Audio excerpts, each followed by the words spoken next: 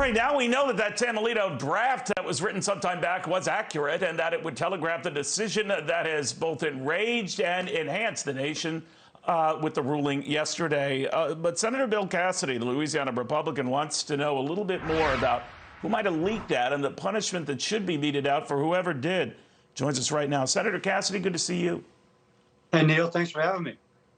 You know, that draft thing now seems like such old news, but it really was a startling development, so much so that all the justices were outraged. The Chief Justice himself saying it did irreparable harm to the High Court. So you're definitely onto something here, wanting to get to the bottom of it. What have you discovered? Anything?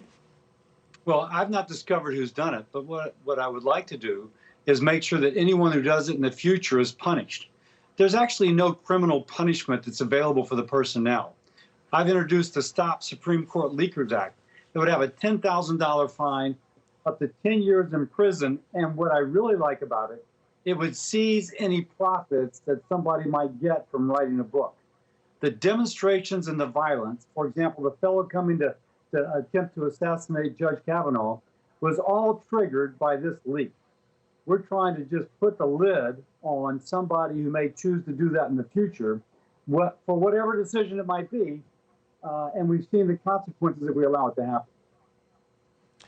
You know, a lot has been made of whether it was a liberal clerk or one working for one of the more liberal judges or maybe a conservative clerk. We just don't know. But I'm wondering even about the screening process for people who work at the highest court. What do you think of that whole process and who gets to work in this enviable job? What I am told is that when someone is chosen, it is made clear this is not to happen, and it's supposedly upon their word of honor, a code of ethics that is not just told to them, but is supposedly within them. I think the most concerning thing, that someone in this position, who traditionally goes on to great careers in law, would not have an internal code of ethics that would tell them to keep their word. That's what concerns me, Neil. If the court reflects culture, and we're breeding people, if you will, who have no regard for the norms of culture, that's most concerning. And I hate to say that we have to have a law to get people to behave correctly, but in this case, it appears we do. Senator, I don't know if Louisiana is among the 24 or so states that are contemplating these so-called trigger provisions that would allow them to, forbid abortions, period. But many states are moving quite quickly, as you're probably aware. Among them, South Dakota, Kentucky. I do see Louisiana is on the list, so I apologize. I got that wrong. But others are coming: Missouri, Arkansas, Oklahoma, Indiana, Texas. What do you think of all these efforts? Because almost to a state contemplating this, they would make abortions outright illegal. Well, first, Louisiana does have such a law. Let me start over. I'm pro-life, so I'm pleased with this Dobbs decision. I will also say I am pro-Constitution, and I do think that this decision should be made by the people of the state, not forced down from the federal government.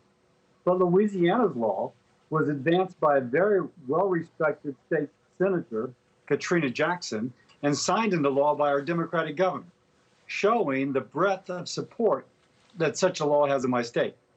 And it does allow abortion in the case of the life of the mother, and it allows the so-called morning after pill for someone who might have been a victim of rape or incest.